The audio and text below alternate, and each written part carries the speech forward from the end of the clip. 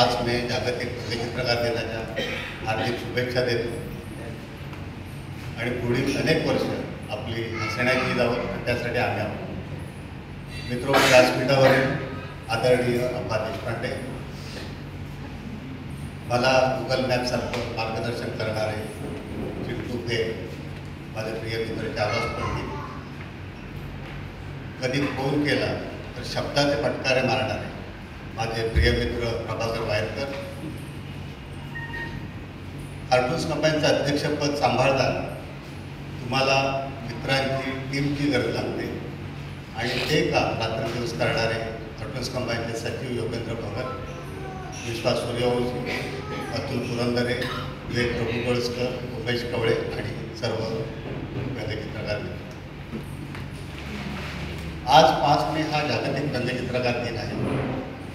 कदाचित आपल्याला प्रश्न पडेल की जागतिक व्यंगचित्रकार दिन का साजरा केला जातो, तर सगळ्यांनाच त्या गोष्टी माहिती नसतात. त्याविषयी मी 2 शब्द सांगतो आणि त्यानंतर आपल्याकडे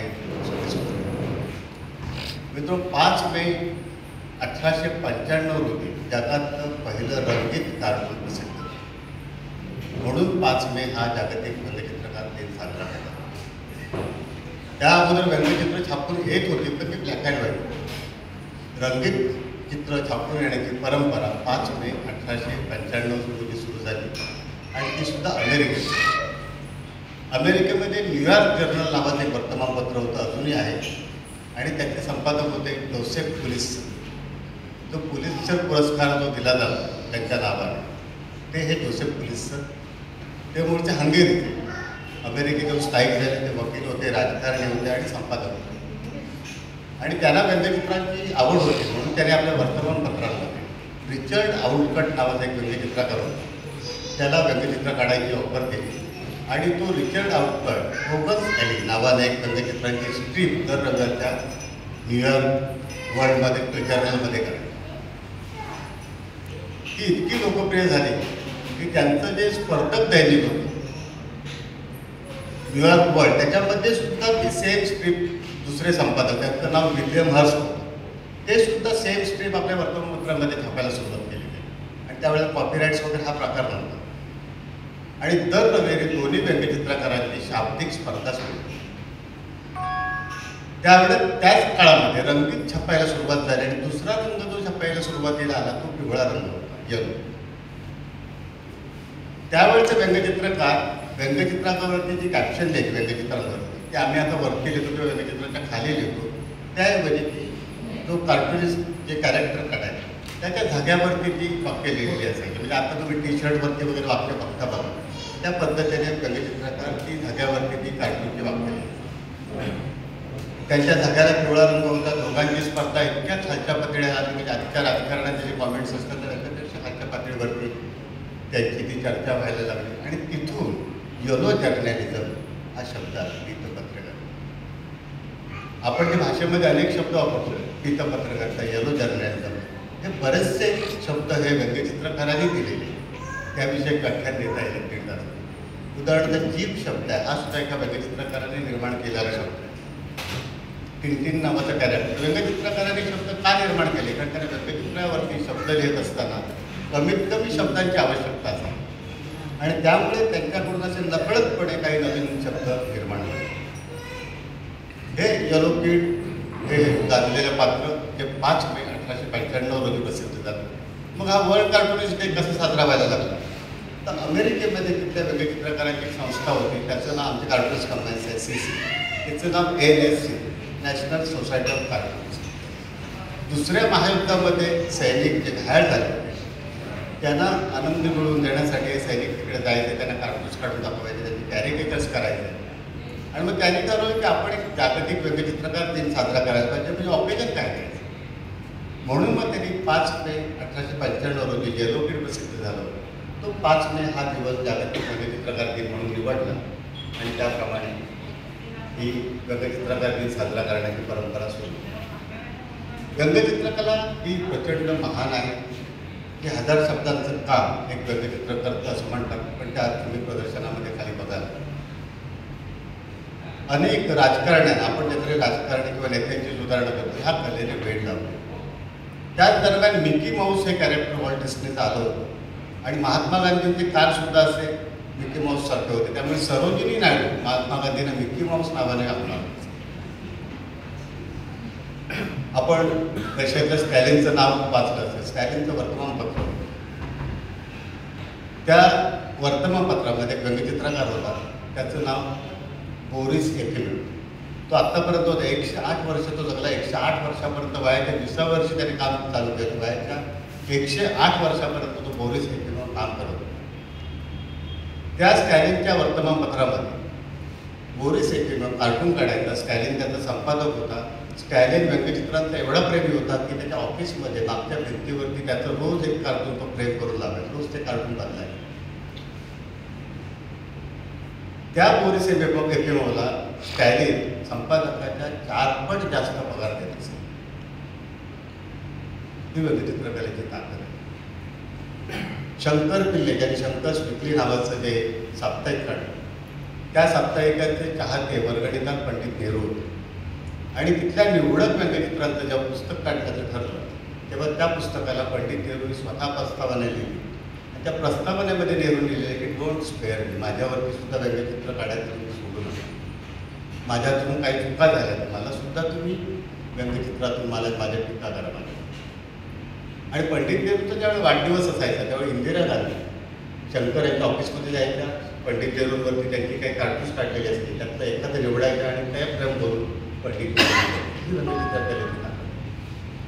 तर मित्र बोलण्यासारखं खूप आहे. खरं तर मी अप्पा देशपांडे यांचं भाषण ऐकलं उत्सुक आहे. अप्पा देशपांडे आणि माझे संबंध गेल्या अनेक वर्षांचे आहेत. मराठी विज्ञान परिषदेचे जवळपास 30 वर्ष कार्याध्यक्ष आणि 50 वर्ष मराठी विज्ञान परिषदेमध्ये ते काम करतात. किंबहुना मराठी विज्ञान परिषदेची इमारत उभी आहे तिचा जो पाया आहे अप्पा देशपांडे. अप्पा देशपांडेच्या बाजूलाच मी राहतो. माझ्या वॉकिंग डिस्टन्सवरती मराठी विज्ञान परिषद आहे. माझं ते माहेर करत आहे. मराठी विज्ञान परिषदेमध्ये किंवा ओला वापरमध्ये जर तुम्ही आलात तुम्हाला परक्या ठिकाणी गेल्यासारखं वाटणार. इथला स्टाफ संदेश ही तुम्हाला घरी आल्यासारखं वाटतं. तसं मराठी विज्ञान परिषदेमधलं जे वातावरण आहे ते चांगलं वातावरण आहे. तुम्हाला घरी गेल्यासारखं वाटतं. त्याचं प्रमुख कारण अप्पा देशपांडे, अजय देवेकर, राजू म्हात्रे हे स्वागत करतात. कारण अप्पाने ते मी फिरलेलं आहे. इथे आलेला प्रत्येक माणूस आपलं घर समजून वागला पाहिजे. गेल्यानंतर अप्पा मला विचारलं चहा घेतला का तुम्ही, मग चहा मिळणार. अशी माणसं आम्ही हा कार्यक्रम करत असताना काही जण म्हणाले की आपण राजकारणाने बोलूया. पण तुम्हाला राजकारण नाही. व्यंगचित्रकला हे बुद्धीशी निगडीत कला. इथे कोणते बुद्धिवंत माणूस आला पाहिजे. राजकारणी आणणं आम्हाला सहज शक्य होतं, पण तो विषय भलतीकडेच जातो. त्यांना प्रसिद्धी मिळते, आम्हाला काय मिळत नाही. इथे आल्यानंतर विचारमुक्त व्हायला पाहिजे. काहीतरी विचार आपल्याला ऐकायला मिळायला पाहिजे. सत्यनारायणच्या पूजेला आपण जातो, घरी थोडा प्रसाद घेऊन जातो, तसं काहीतरी तुम्ही चांगला विचार घेऊन गेलं पाहिजे. म्हणून आम्ही अप्पांचं नाव या कार्यक्रमासाठी सुचवतो. मित्र, हा कार्यक्रम जो आम्ही करत असतो कार्टून स्तंभाच्या वेगवेगळ्या शहरांमधून असे कार्यक्रम करत असतो. पुणे, नाशिक, मुंबई, वेगवेगळे नागपूर. तर त्यासाठी आम्हाला कुणीतरी असा माणूस लागतो की तो आमचा कार्यक्रम उभा करेल. आम्हाला पाया लागतो. बाकीची वरची इमारत आम्ही उभी करतो. संदेश चव्हाण हे माझे गेल्या अनेक वर्षांचे मित्र आहेत. त्यांचा पूर्ण परिवार हा माझा विद्यार्थी आहे. ते त्यांच्या मिसेस रतीजी, त्यांचा मुलगा आर्यमान, युवा हे माझे विद्यार्थी आहेत.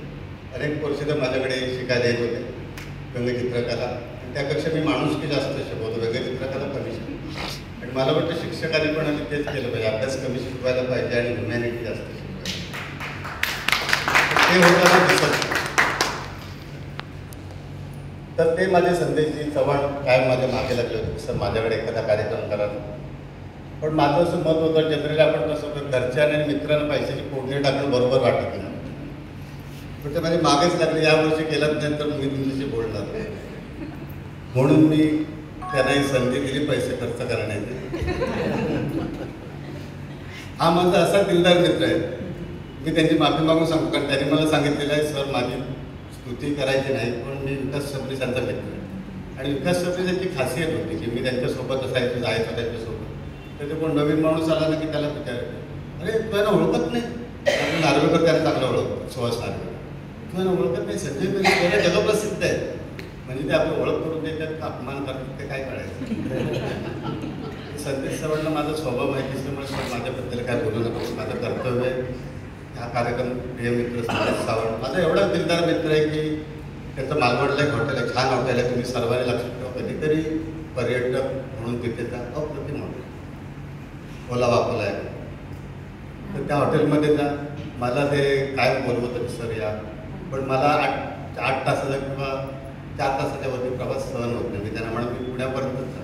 तर त्या माझ्या मित्राने माझं मालवणपर्यंत मला तिकीट काढलं आणि मला घेऊन गेला. असं दिलदार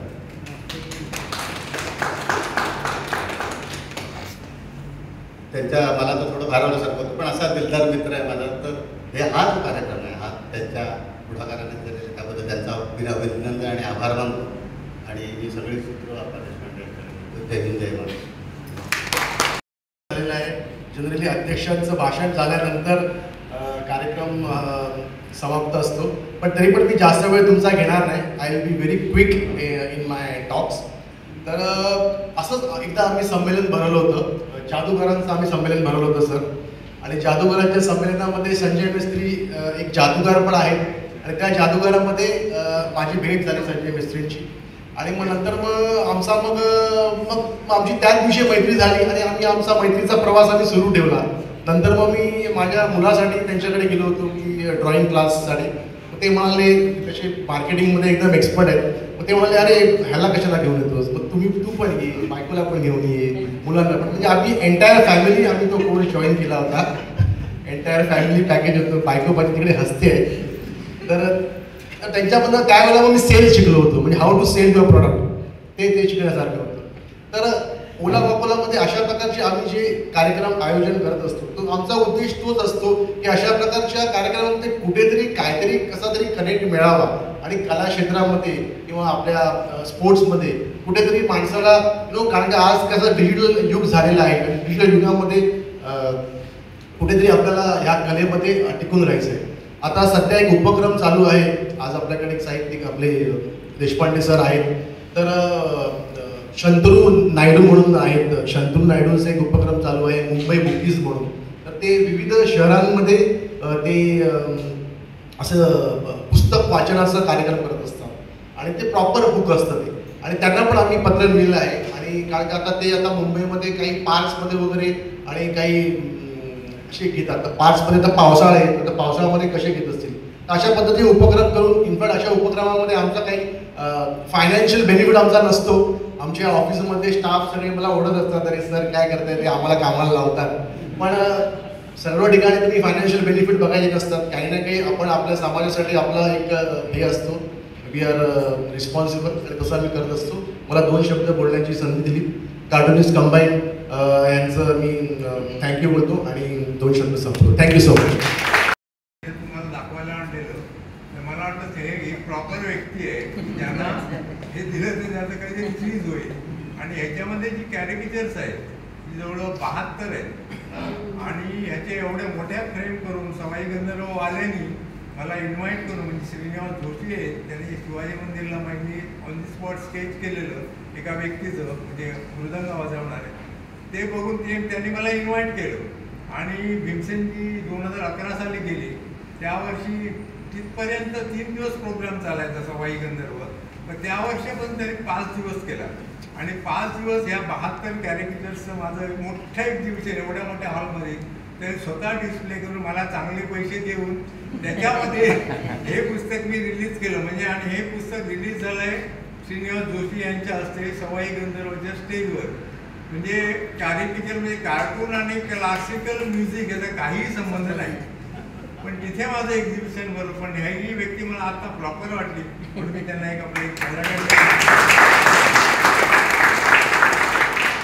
धन्यवाद. आज तुम्हाला माहितीच असणार कशी झाली ती. सरांचं एक वैशिष्ट्य आहे की सर एवढे डाऊन टू अर्थ आहेत. म्हणजे मी एक नेहमी सरांचे जे म्हणतात ना, जसं आता तुम्हाला माहितीच असेल की त्यांचं जे पण काय कार्यरत त्यांनी केलं आहे त्यांच्या आयुष्यामध्ये, मोठमोठ्या लोकांशी ते भेटले, त्यांच्याशी संवाद केले, त्यांच्याबरोबर राहिले, गप्पा गोष्टी सगळ्या केल्या. पण त्यांची जी सिम्प्लिसिटी जी आहे आणि एवढं डाऊन टू अर्थ आहे ना, म्हणजे त्यासाठी आम्ही कनेक्टेड झालो असं मला वाटतं. कारण का उगाचच ते म्हणतात ना, काहीतरी जुळण्याचं जे कारण असतं ते कुठे ना कुठेतरी ऋणानुबंध झालेले असतात पहिल्यापासून. आणि तसं मग नंतर मग तुमचे उपक्रम घडतात, तसं तुम्ही मग काय काय नवीन नवीन गोष्टी घडवतात. सतत सरांनी इथे येऊन आम्हाला पेरेंटिंग विषयी पण मार्गदर्शन केलेलं आहे. जे आमचे यंगस्टर्स आहेत त्यांना पण खूप मार्गदर्शन करत असतात. तर सतत आमचा एक हा काय म्हणतात प्रयत्न असतो की सरांकडनं जे पण त्यांचा जो साठा आहे तो आमच्यापर्यंत यावा, म्हणून आम्ही सतत सरांना काय म्हणतात अटॅच्ड असतो, आम्ही सरांना सोडत नाही. तर सर तुमची कृपादृष्टी आणि तुमचा आशीर्वाद सदैव आमच्यावरती असू दे अशी मी तुम्हाला खूप विनंती करते. खूप एकदम हे झालंय कारण का एवढे आता दिग्गज लोकांनी एवढे इथे भाषण केलं आहे आणि आय एम व्हेरी काय म्हणतात ओव्हरवेल्म. त्यामुळे माझी मराठी आणि थोडं इंग्लिश असं सगळं मिक्स होणार आहे. आजचा कार्यक्रम येथे संपवण्याची मी I just take your permission की will just end the program over here. आणि तुम्ही सगळ्यांनी इथे आल्याबद्दल खरंच मनपूर्वक धन्यवाद. आय होप तुम्ही खाली एक्झिबिशन्स बघितले असतील आणि जर कोणी नंतर आले असतील तर त्यांनी प्लीज त्याचा just have a look. Wonderful paintings from one of the fine artist we have over here. Vairkar sir तर आमचे म्हणजे त्यांचा मुलगा आणि माझं शिक्षण एकच झालेलं आहे, त्यामुळे ते is like more like a family only to us. आणि चारुहास पंडितचे आम्ही चिंटू हे लहानपणापासून बघतो, त्यामुळे we know him so well. तर थँक्यू सर, तुम्ही सगळे आल्याबद्दल. Deshpande sir thank you so much. आणि हा उपक्रम आम्ही जसा केला आहे इथे एक्झिबिशन भरून, तर वी लुक फॉरवर्ड की अजून असे चांगले चांगले उपक्रम इथे होईल. Okay, thank you so much. Thanks.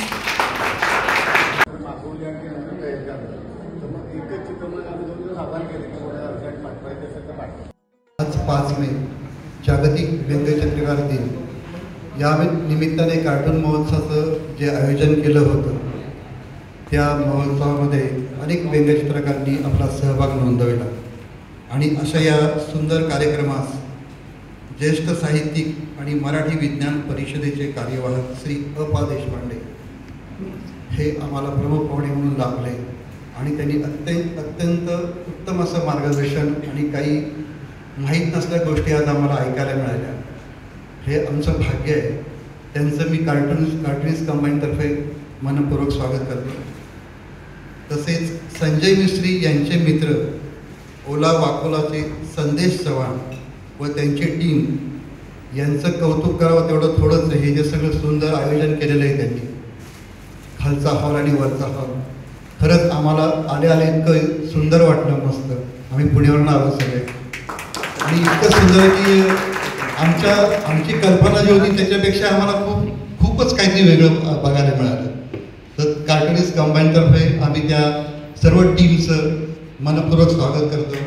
तसेच या आज इथं काही ज्येष्ठ व्यंगचित्रकारी उपस्थित आहेत, त्यांचंही मी कार्टूनिस्ट कंबाईनतर्फे मनपूर्वक स्वागत करतो. आज काही व्यंगचित्रकार येऊ शकले नाही आहेत, त्यांचंही मी स्वागत करतो. आणि जर काही नजरचुकीने कोणाचं काही राहिलं असेल स्वागत करायचं किंवा तर त्यांचे मी मनपूर्वक आभार मानतो आणि हा कार्यक्रम संपवतो. धन्यवाद.